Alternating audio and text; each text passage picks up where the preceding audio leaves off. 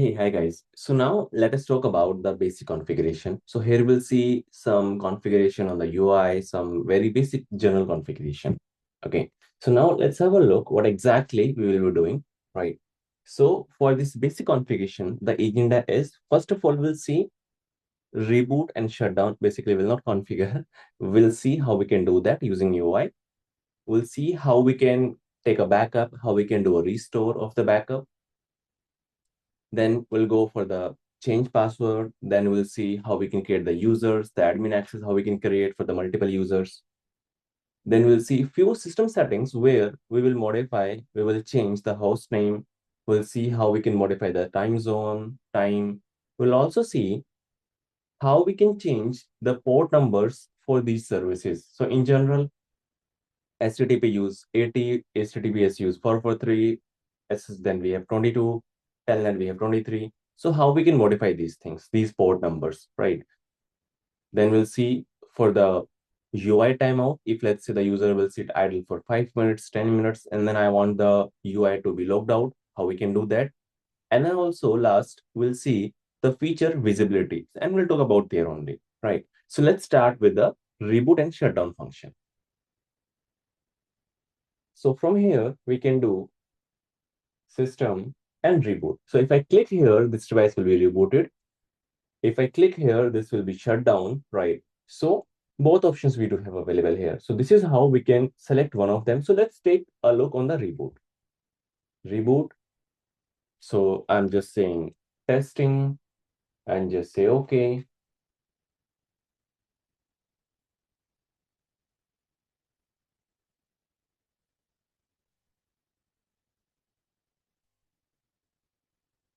This is rebooting. We can verify the status over here. This is, you see, this is restarting. Please stand by while rebooting the system, restarting system.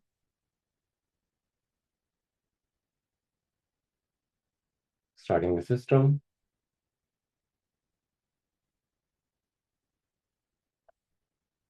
And almost this is done. We can see the serial number.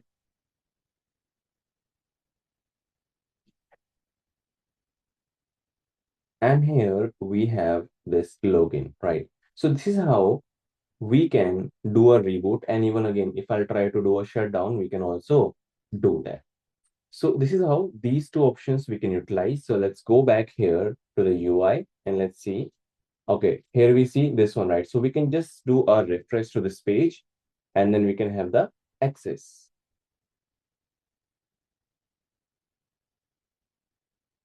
So now let's log in again.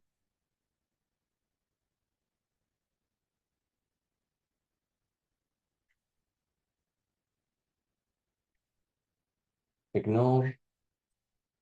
And same if I choose the shutdown, we can even do the shutdown. Now what next? Backup and restore, how we can do that? Let's do this one. So go to the configuration, again, admin, configuration, and backup. So let's take a backup here. Backup to local PC or the USB. I don't have the USB right now connected to my machine. So I'll just use local PC, right? And the file format, what I want here, FortiOS, the normal format, or a YAML format. So I can choose one of them. So let's say I'll choose FortiOS. Password must know, I don't want. Encryption, I don't want. I'll just say okay. And that is downloaded. If I want the YAML, I can also download that. And that is also downloaded, right? So this is how we can take a backup. And then if I want to restore, I can just choose upload the file. If I do have the password available over there for the file, I have to put the password. Otherwise, I can just upload and I can just say, okay. So this is how we can take a backup of the configuration and we can restore it. Okay. But as of now, we don't have such configuration, so we can't play with this one.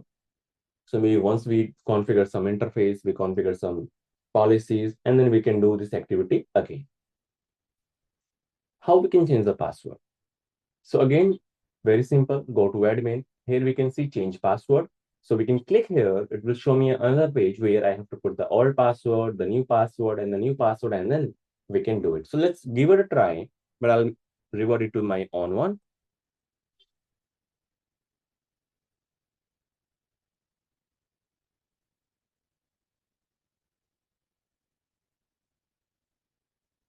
Say, okay, that has been done. And yes, I can use the new password to log in again. But let me revert it back to the default one, the one I always use.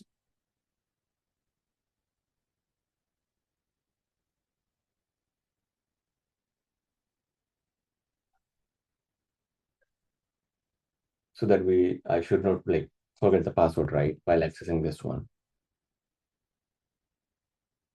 Okay, cool. This is how we can do a password change. Now let's see how we can add more users, how we can add more administrator, right? So go to user and authentication. Here we see, okay, these users we'll discuss later. We have to go to the system administrator here. Lost connection, no problem. Let's verify here. What happened? Nothing. Let's go back again. Yeah. Administrator. Create a new one from here and administrator. Click here.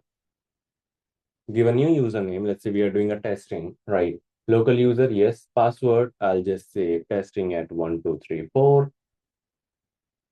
Testing at 1234. Admin profile, I'll just say super admin right now. So here we do this profile admin, admin no access, super admin, and super admin read only. So read only will basically have only read permissions, right? So I'll just say super admin, right? Two-factor authentication, if you do have, you can set, right? So I'll just say okay this time, and this will be activated. So this is how this is activated. Now, if some user will use the same credentials, the one I have used here, they will be able to log in to this UI, the FortiGate UI. So this is how we can add another user over here. Now let's go to system settings, where we'll see how we can change the host name, how we can change the time zone, how we can do these changes, and also how we can set a timeout for the UI. So whatever we are doing right now, these are general settings, the basic settings we do have. Let's go to the settings. Here, let's change the username. I'll just say hostname techcnc. Okay. Time zone, if you want, you can modify your time zone from here directly. Set time, right now I'm using NTP, right? Manual also you can set, but let's keep it NTP. Sync interval, in every 60 seconds, it will sync the NTP. Fine. Now here we see HTTP port. So if you want to use a different port number, so from here you can modify. HTTPS port also you can modify. So let's do one thing. HTTP port right now is 80. Let's do 8080. And we will try to access this same IP using port number 8080, and we'll see we'll be able to do that or not. Okay. And for this HTTPS access, we basically are using some certificate. These are inbuilt certificate, self-send certificate by the FortiGate machine, right? For the SSH, we have the port number. If you want, you can change that. Telnet port number you want, you can change that. Then you have the idle timeout. Right now it's 5 minutes. So if let's say I'll make it one and I'll test it out, right? So once I save it, and if I sit idle for next 1 minute, it will automatically log out, right? And now and also here we have one more thing, password policy that we did not talk about here, but let's see. If I put admin here, we can put something like what minimum length you want, what minimum number of new characters you want, character limit, requirement. If you want to, you can just put uppercase, lowercase, what number you want, any special character you want. Allow password reuse, password expiration if you want to set after how many days the user should, like the user password should expire, you can set that, right? I'll just keep it off this time, right? Also, you can change the theme, the language of this UI, the theme of this UI. I'll choose one of them. You see, some colors are changed. I'll choose this one. You see, we are changing the theme. So I'll keep it neutral, this one, or let's say I'll put it this one, the default one, right? This is how you can use these things. Next generation firewall mode, profile based, policy based. We'll see it later. These things we'll say later, like once we do more configuration and all, right? So this is how you can do basic settings. So what we have done, two things we have done here. One, STD port 8080 and idle timeout 1 minute. So let's apply. Let's say, okay, this is done. Now let us try to access this UI using 88. 192.168.1.116 colon 8080, right?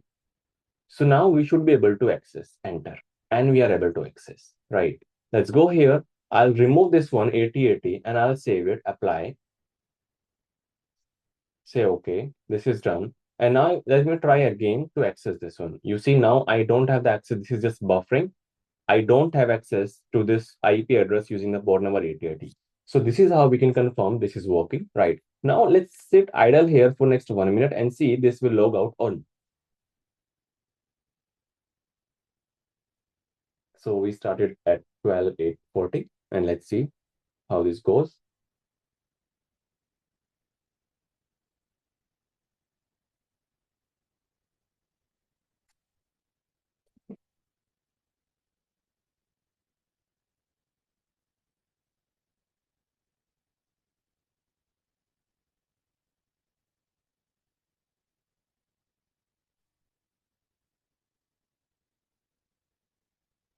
It should log out at 12:940, around 40. So if I don't do any configuration, I don't touch any of the configuration, right? So it will log out definitely because that's idle time right now for this UI. Under 10 seconds.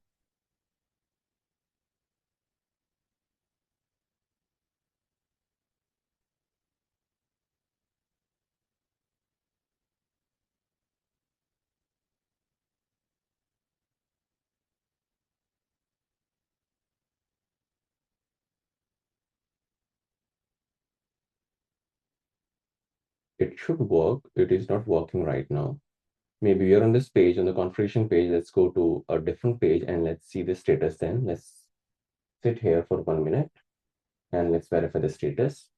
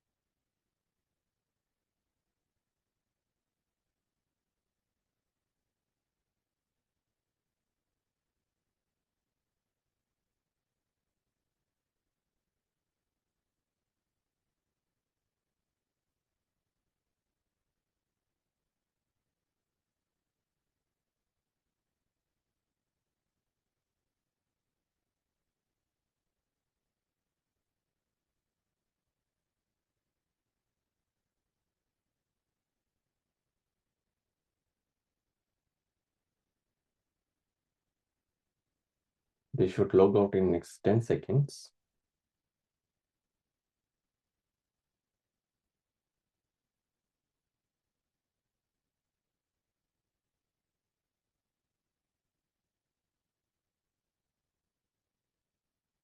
Looks like it is not working.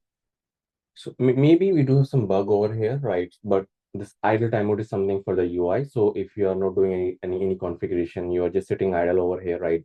So that should log out exactly whatever timer you have configured, right? But not sure why this is not working here, but that is built for the same task, right? So let's go here to the system, to the setting. It is 1 minute, but I'm not sure why it is not working. It should work actually. I'll just keep it 5, apply, say okay.